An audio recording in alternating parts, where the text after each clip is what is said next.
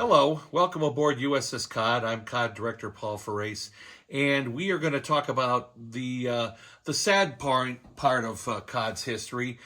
We lose one of our crewmen during World War II. His name is Andrew Gordon Johnson, and of course, here in the after torpedo room, which relates to the cause of his death, we have a little description. We have his picture along with Larry Foley over here. We'll do some inserts there. But we're going to talk about the loss of Andrew Gordon Johnson. That occurred on April 27th, 1945. And we're coming up on that anniversary. So we think it's important to talk about that loss. It has significance to everybody simply because of how it illustrates what is in the submarine's patrol report, which is basically the captain's diary of the patrol report of the patrol. It's more or less, if something bad happens, it's the captain telling on himself. It's interesting to contrast and compare what ends up in the patrol report with the accounts of the crewmen who were there, diaries, and as I said, letters that we have in our archive.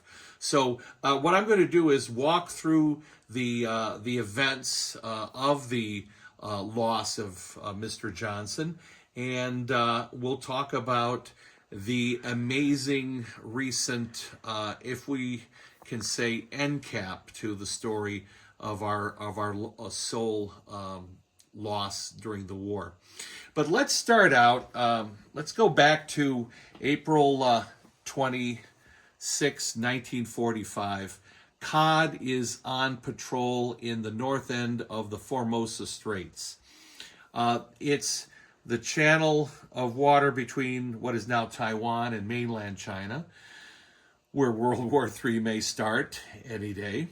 But in World War II, that area had an incredible strategic importance because Japanese cargo ships and their warships were transiting between mainland China and Formosa to get to what the Japanese referred to as the Southern Resource Area, which was all of the Dutch East Indies, what is now Indonesia, the Philippines, where they were taking oil, rubber, tin, other minerals, and people, just basically exploiting the hell out of it. And bringing all of those raw materials back to Japanese factories. And you want to go through that narrow channel because the Japanese had at least 30 airfields on the island of Formosa and probably 1,000 aircraft. So, as the Japanese said, it was our one unsinkable aircraft carrier.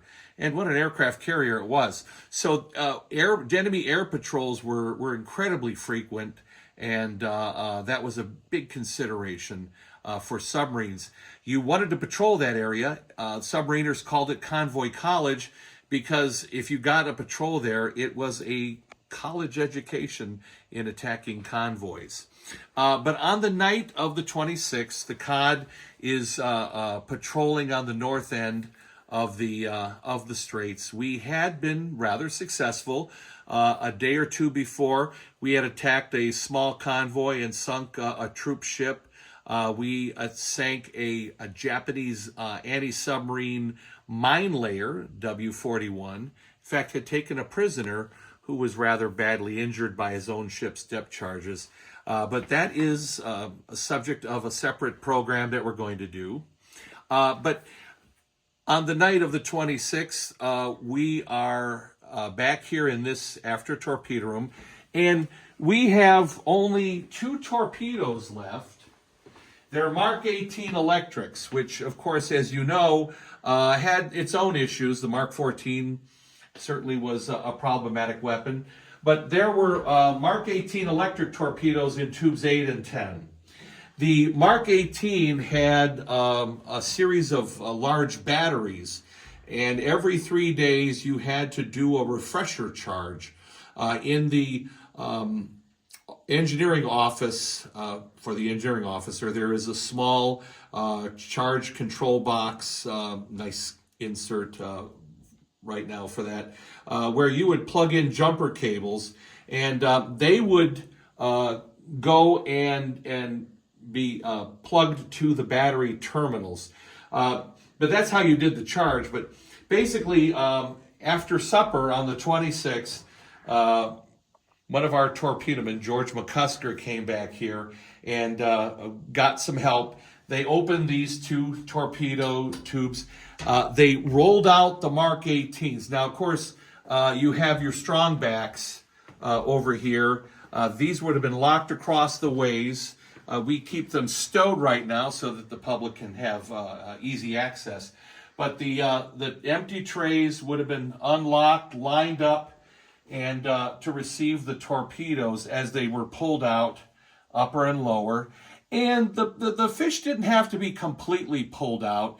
I would say, guesstimation, that the props would have been where this towel is hanging over here, maybe a little further aft. We use the upper tray for our display cases. But if you pull the two torpedoes out, at least that far, you will have full access to the battery recharging ports.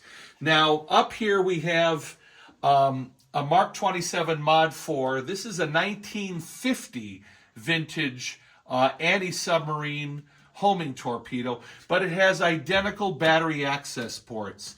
Now, there are 4 on this smaller defensive. Well, actually, defensive if you're afraid the enemy submarine is going to kill you. But there are only 4 ports here. The Mark 18, I believe, has 8. Basically, what you do is you take a wrench, you loosen the bolt up here. Now, this green plate will come up and to the side. It does not come completely off.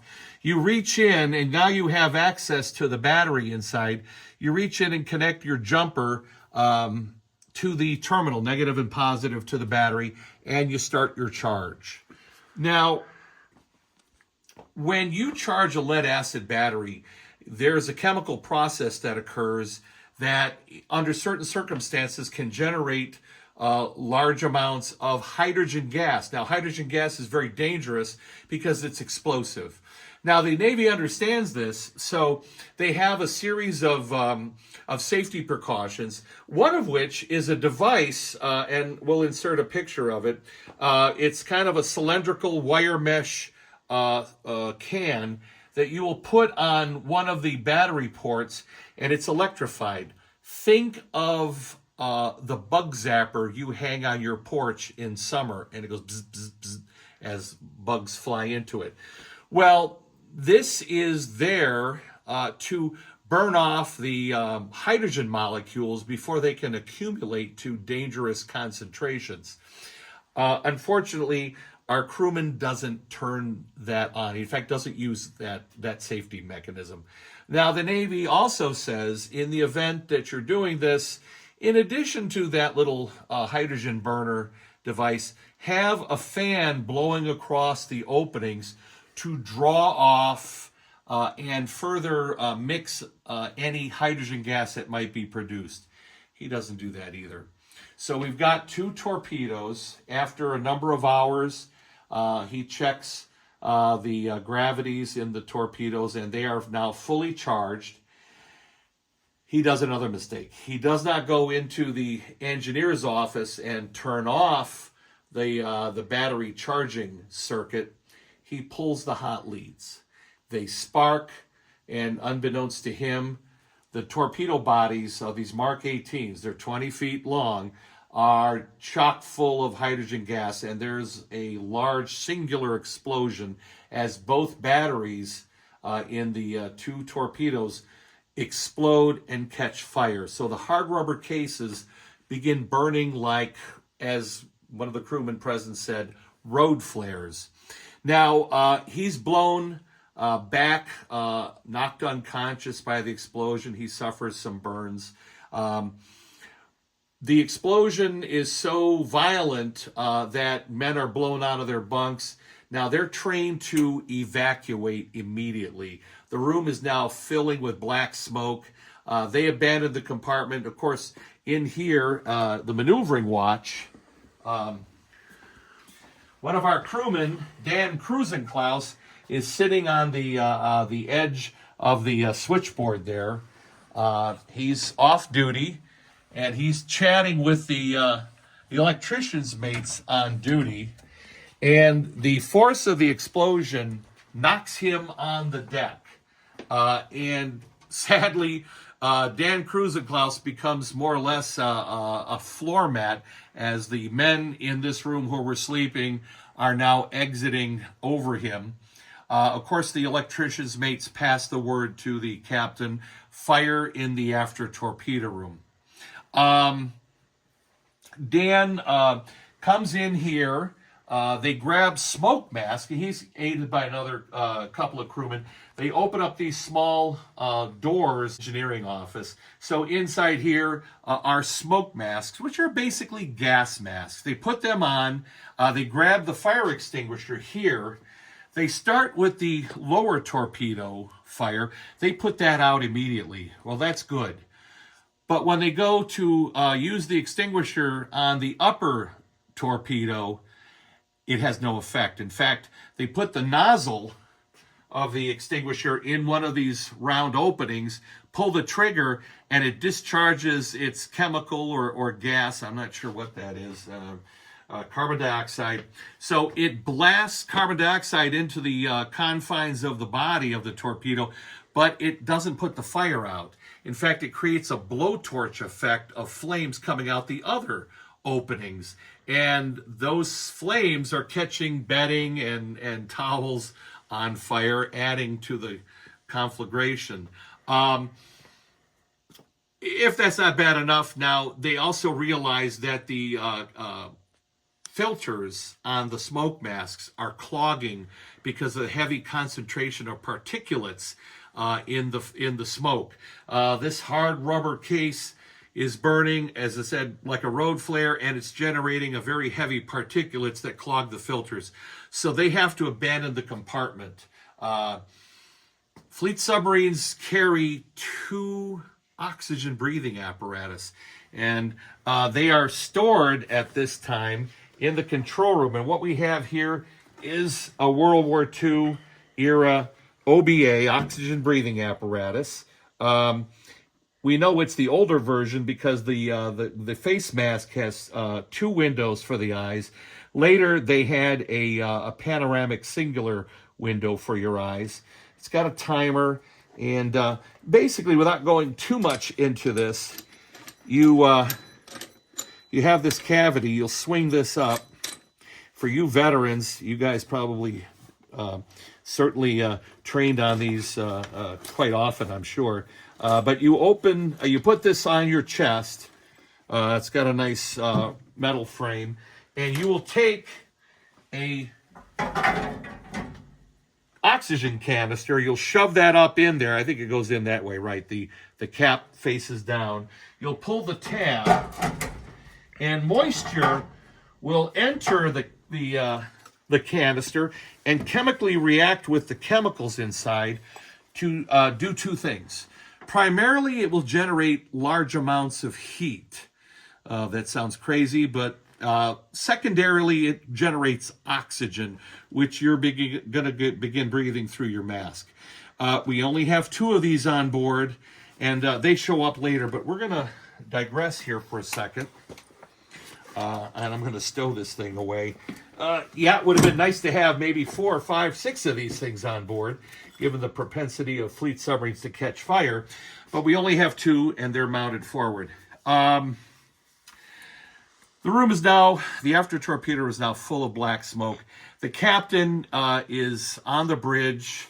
It's nighttime. The sea state is pretty rough, not a storm, but it's certainly not smooth sailing. The captain has the boat heading into the waves. He gets word that there's a explosion and fire in the after torpedo room. So he turns the con over to his second officer, T.C. Hurst. he drops down into the conning tower so that he can use the squawk box directly to establish communications. Now, Chuck Podorian, our gunnery torpedo officer, comes into the room. Now, he's going to be on this side of the door, and he's going to open and close it. We want to keep the smoke as much as we can sequestered here. And he's going to pass word to Frank Kimball, our engineering officer, who, by the way, this is Frank Kimball's office, on the other side of the door. Well, that's what Mr. Podorian said, and he did attempt to do that. But the smoke was so intense, he passed out, and we had to drag him. I say we. That's the Cod crew dragged Podorian into the room, and now both officers are on that side of the door, while the men in here wearing two OBAs, Dan Krusenklaus, and we have our XO, Kenny Beckman. He comes in with a shallow water diving mask that he hooks up to the one of these is an air connection.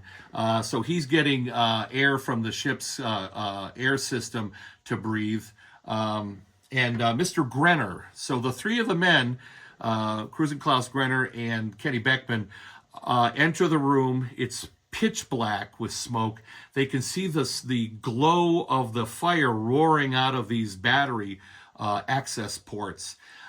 They realize that there is no longer any point in trying to put the fire out. Apparently, they've burned through 2, 3, 4 extinguishers to no effect.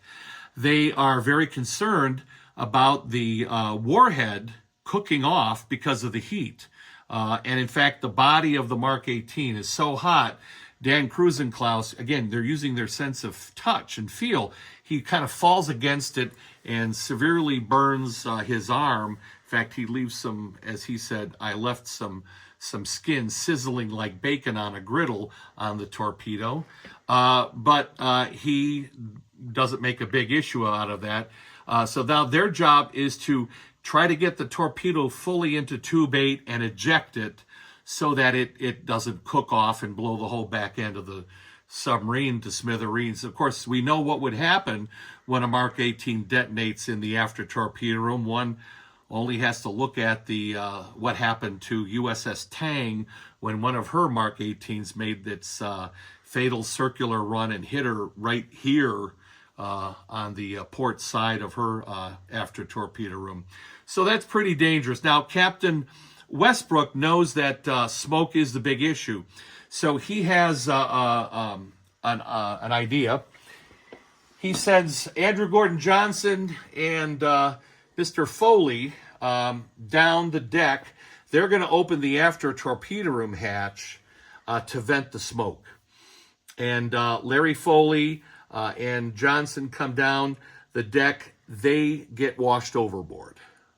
Remember now, the boat is much lower in the water because she's fully combat loaded, the wave action, and there aren't the side railings we have now. We have side wires installed by the Navy in the 50s, but in World War II, you had a singular center line wire, and that is, I think, about knee height, and that is not sufficient. They're washed overboard. Now, luckily, the lookouts on duty spot the men being washed overboard, and they pass the word, men overboard. Now, Foley, as he left the conning tower, he had grabbed a Japanese K-POC life jacket off one of the Japanese prisoners we took, Petty Officer Jun Arima. He had a small K-POC life preserver or life jacket. They took that and hung that near the ship's wheel in the conning tower to dry out because it was waterlogged. Well, as he's going aft with Johnson, he grabs that thinking, well, you know what, I might need this. Well, in the water, that Japanese life jacket proves to be absolutely worthless. In fact, it's immediately waterlogged and is heavy as a rock. He lets go of it and it sinks like a rock. But in the water, they have another problem. Andrew Gordon Johnson can't swim. Now, everybody who's been in the Navy would say, well, how can that be? Well, in basic training, Johnson from Staten Island, New York, and a guy who worked around the Staten Island waterfront, never learned to swim. He lets Larry Foley know that I can't swim. Foley said, kick your jacket off. The water is 74 degrees, so they're not immediately in danger from hypothermia. But he said, climb on my back, I'll keep you afloat. And he does.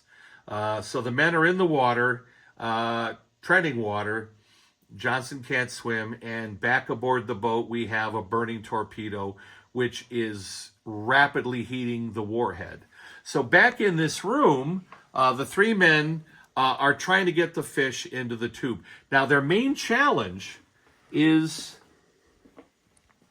the fact that these battery access plates are sticking up.